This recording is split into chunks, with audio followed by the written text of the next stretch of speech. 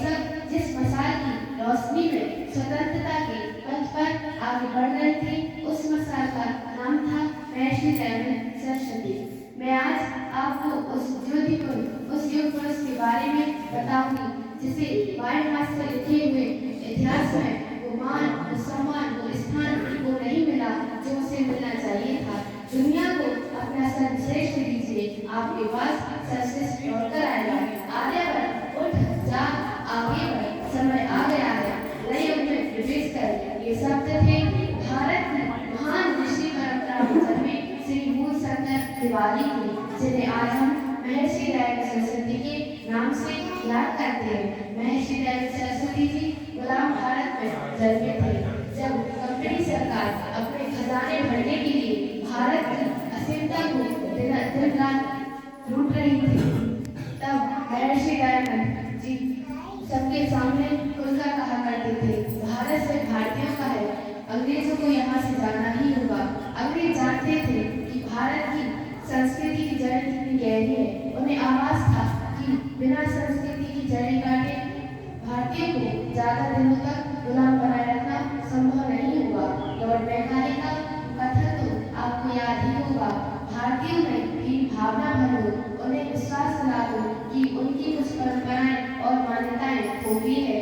जहाँ तक कि भारतीयों का खान पान, पहनावा सब शुद्ध है। अगर उन्हें आगे बढ़ना है तो अंग्रेजों के कच्चे मुंह पर चलना चाहिए और गौरी सरकार को अपना माई बाप समझना चाहिए।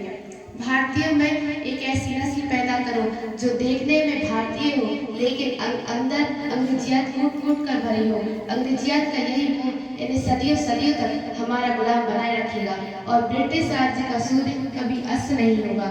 महर्षि दयानंद सरस्वती जी गौरी चमड़ी का ये काला धंधा समझ चुके थे। उन्होंने उद्घोष किया, वेदों की ओर लौटो।